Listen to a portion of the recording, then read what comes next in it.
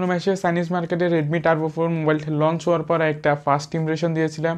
আজকে সেই beast Redmi turbo 4 মোবাইলটার ফুল রিভিউ নিয়ে হাজির হলাম। চাইনিজ মার্কেটে রেডমি টার্বো 4 নামে আসলো, ইন্ডিয়ান মার্কেট এবং গ্লোবালি এটা লঞ্চ হয়েছে পোকো X7 Pro নামে। পোকো X7 Pro অর্থাৎ ইন্ডিয়ান ভেরিয়েন্ট যেটা, ওইটারও আমি ভিডিও তৈরি করেছি, আপনারা আই বাটনে পেয়ে যাবেন, ওইটা আপনারা চাইলে দেখে নিতে পারেন। রেডমি টার্বো 4 একটা গেমিং সেন্ট্রিক মোবাইল এবং পোকো X7 Pro একটা গেমিং সেন্ট্রিক মোবাইল। তো আজকে পোকো X7 Pro না, আজকে রেডমি টার্বো 4 নিয়ে কথা বলি, চাইনিজ ভেরিয়েন্টটা নিয়ে।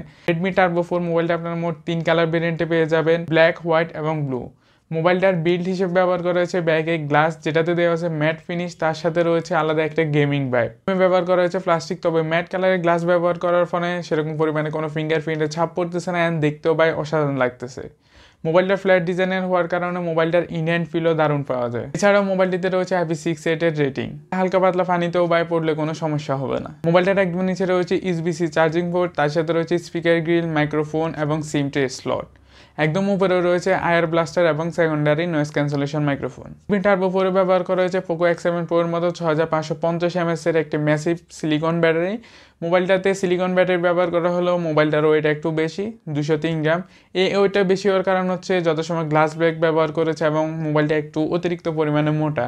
তবে মোটা হওয়ার পরেও বা মোবাইলটাতে কোনো 3.5mm জ্যাক নেই। আমার মতে 3.5mm জ্যাক দেওয়ার দরকার ছিল, কারণ এটা একটা গেমিং সেন্ট্রিক মোবাইল। তাছাড়া মোবাইলটিতে রয়েছে 90 ওয়াটের সুপার ফাস্ট চার্জার, যেটা 0 থেকে 100% মোবাইলকে 45 মিনিটে চার্জ করে দেবে। রেডমি টার্বো 4 এর কানেক্টিভিটির কথা আসলে মোবাইলটিতে Wi-Fi 6 এবং ব্লুটুথ 6 পেয়ে যাবেন। তার সাথে out of the box Android 15 সাথে আসবে এবং থাকবে HyperOS 2.0। মোবাইলটাতে HyperOS এর একটা ক্লিন ইউআই ব্যবহার করা হয়েছে, যা ইউআই ছিল একদমই স্মুথ। তবে এটা চাইনিজ যেহেতু ভেরিয়েন্ট, সে কারণে মোবাইলটাতে কয়েকটা ফ্রি ইনস্টল চাইনিজ অ্যাপ পেয়ে যাবেন, যেগুলো ভাই খুব সহজে আপনারা আনইনস্টল করে দিতে পারবেন। চাইনিজ মোবাইল হওয়ার কারণে অনেকের মনে সন্দেহ থাকতে পারে যে ভাই এখানে গুগলের সাপোর্ট পাবো কিনা। হ্যাঁ ভাই, এখানে গুগলের ঠিকঠাক সাপোর্ট পাওয়া যাইতেছে কোনো সমস্যা ছাড়াই। এখানে বাংলাদেশি অ্যাপ লাইক বিকাশ, নগদ এগুলো ঠিকমতো চলাচল করতেছে, অ্যান্ড গুগলের ফুল সাপোর্ট পেয়ে যাবেন চাইনিজ ভেরিয়েন্ট হওয়ার পরেও। গুগল সাপোর্ট নিয়ে ভাই কোনো টেনশন করার দরকার নাই, ঠিক মতনই আপনারা গুগল সাপোর্টটা ব্যবহার করতে পারবেন কোনো সমস্যা ছাড়া। আর ইউআইয়ের কথা আসলে ভাই ইউআইটা দারুণ স্মুথ ছিল, কোনো ল্যাগ, জিটারিং ভাই কোনো কিছু নেই। তবে কয়েকটা ব্লোটার আছে, ওগুলো আগে বলেছিলাম ভাই আনইনস্টল করে দিলে ঠিক হয়ে যাবে। তাছাড়াও রেডমি টার্বো 4 এর ব্যাগে ক্যামেরা রিংয়ে 2টা RGB লাইট ব্যবহার করা হয়েছে, যেটা দেখে ভাই সহজে বুঝবে সবাই এটা একটা গেমিং মোবাইল। এই RGB লাইটটা আপনারা আপনাদের মনের মতন করে কাস্টমাইজ করতে পারবেন। লাইক একটা অ্যাপ্লিকেশনের নোটিফিকেশনের জন্য কীরকম নোটিফিকেশন চাইতেছেন, কখন নোটিফিকেশান আসলে লাইটটা জ্বলবে, কীরকম কালার হবে, ওইটা আপনারা আপনাদের নিজের মতো করে কাস্টমাইজ করতে পারেন। তাছাড়াও মেসেজ, কল এগুলোরও নোটিফিকেশান আপনারা সেট করতে পারবেন। তবে আমার কাছে যে রিং লাইটটা ব্যবহার করা হয়েছিল ওইটা আমার কাছে বেস্ট লেগেছে। আপনাদের কাছে কীরকম লেগেছে সেটাও কমেন্টে জানাতে পারেন। রেডমি টার্বো 4 মোট 2 RAM অপশানে এসেছে, 12GB এবং 16GB। তার সাথে স্টোরেজ অপশান হিসেবে 2টা রয়েছে ভাই, 256GB এবং 512GB। মোবাইলটিতে স্টোরেজে ব্যবহার করা হচ্ছে UFS 4.0 স্টোরেজ, যেটা ride and read speed UFS 4.0 পাওয়া গেছে, যার কারণে ভাই গেম লোডিং এবং ওপেনিংয়েও অনেকটা সময় আপনাদের বাঁচাবে। ডিসপ্লের কথা আসলে মোবাইলটিতে 6.67 ইঞ্চির 120 হার্জের একটি ফ্ল্যাট অ্যামোলেড ডিসপ্লে ব্যবহার করা হয়েছে। মোবাইলটার ডিসপ্লেতে রয়েছে সিমেট্রিক্যাল সিন অ্যান্ড বেজেল, যার কারণে ভাই দারুণ লাগতেছে ডিসপ্লেটা। অ্যান্ড সিন অ্যান্ড বেজেলগুলো ভাই একদমই ন্যারো ছিল। ফ্ল্যাট ডিসপ্লে ব্যবহার করার কারণ হতেছে এটা একটা গেমিং মোবাইল, অ্যান্ড গেমিং মোবাইলগুলোতে ফ্ল্যাট ডিসপ্লে ব্যবহার করা হয় গেমারদের সুবিধার জন্য। আর এবং কন্ট্রাস্টের কথা আসলে এটা একটু পাঞ্চি কালার প্রোভাইড করে থাকে ডিসপ্লেটা, তবে আপনাদের অবশ্যই পছন্দ হবে। মোবাইলের ডিসপ্লেতে HDR10+ সাপোর্ট এবং ডলবি ভিশনের সাপোর্ট রয়েছে। তাছাড়া মোবাইলটাতে ব্যবহার করা হয়েছে 3200 নিটসের পিক ব্রাইটনেস, যার কারণে ভাই এটা ডে লাইটে কোনো অসুবিধা ছাড়াই ব্যবহার করা যাচ্ছিল। মোবাইলটার ডিসপ্লে প্রোটেকশন হিসেবে কি গ্লাস ব্যবহার করেছে ওইটা Xiaomi কোথাও উল্লেখ করা নাই, এমনকি ব্যবহার করা হয়েছে কিনা সেটাও কোথাও উল্লেখ নেই। তো যারা মোবাইলটা নেবেন তারা ভাই একটা আর কি গ্লাস প্রোটেক্টর লাগিয়ে নেবেন, তাহলে আপনার মোবাইলটা সেফ থাকবে। পারফরমেন্সের কথা আসলে মোবাইলটাতে ব্যবহার করা হয়েছে MediaTek Dimensity 8400 আলট্রা প্রসেসরটা, যেটার আন্তত হচ্ছে 17 লাখ প্লাস, এবং এটা গিগবেঞ্চে সিঙ্গেল করে পারফরমেন্স করেছে 1636 এবং মাল্টি করে পারফরমেন্স করেছে 6423। এটার পারফরমেন্স যদি দেখেন তাহলে পোকো X7 Pro থেকে একটু বেটারে বের হইতেছে। তার কারণ হচ্ছে এটা well optimise Poco X7 Pro থেকেও, আর এটার গেম প্লে টেস্টিং চলেন আমরা করে ফেলি।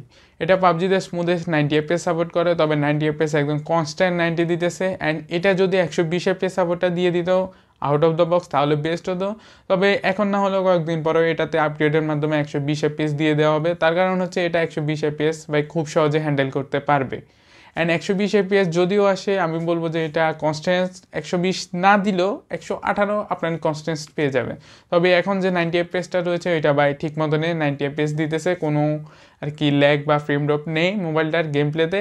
আর 1-1.5 ঘন্টা গেমিংয়ের পর হালকা গরম হলেও এটা আবার ভাই ঠিক মতো মেনটেন করে নিতে পারে।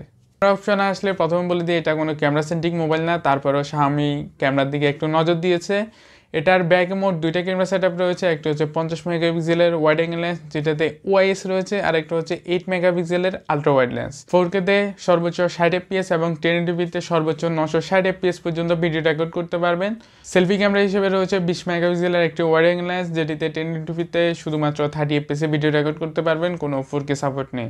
তো চলেন আমরা Redmi Turbo 4 মোবাইলটার কয়েকটা ফটো স্যাম্পল দেখে আসি।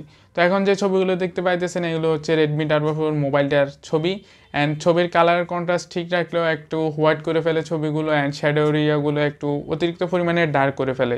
এখন যে ফুলটা দেখতে পাইতেছেন ভাই এটার কালার রিয়েল লাইফে আরও একটু কন্ট্রাস্টে এবং স্যাচুরেটেড, কিন্তু এখানে ভাই কোনো কালারে ভাই দেখা যাইতেছে না, কি করেছে Xiaomi জানি না, তবে এটা আপগ্রেডের মাধ্যমে আমার মতে ফিক্স করে দেওয়ার দরকার।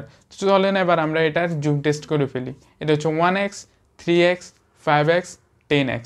তো ছবি এবং আর কি কালার এবং ছবির কথা আসলে ছবিগুলো ঠিকঠাক রেখেছে, অতটা ভালো না। তো যারা মোবাইলটা গেমিংয়ের জন্য নিতে চাইতেছেন এটার বাজেট প্রায় অ্যারাউন্ড 40,000 টাকার মধ্যে মোবাইলটা পেয়ে যাবেন। সো গেমিংয়ের জন্য হলে ভাই ঠিকঠাক আছে, তবে দেখে শুনে নেবেন মোবাইলটা। এই মোবাইলটার প্রাইস যদি 35 বা এরকম হয় 30-35 তাহলে এটা বেস্ট হবে। আমি বলবো এই প্রাইসে যদি চলে আসে আরও কয়েক মাস পর তাহলে ভাই তখন নেওয়াটা বুদ্ধিমানের কাজ হবে, এখন 40,000 টাকা দিয়ে না নেওয়াই ঠিক হবে আমার মতে। তো এই ছিল আজকের ভিডিওটা কীরকম লেগেছে কমেন্ট করতে পারেন। নতুন ভিডিও খুব তাড়াতাড়ি হাজির হবো, ততদিন পর্যন্ত সব ভালো থাকবেন, বাই বাই।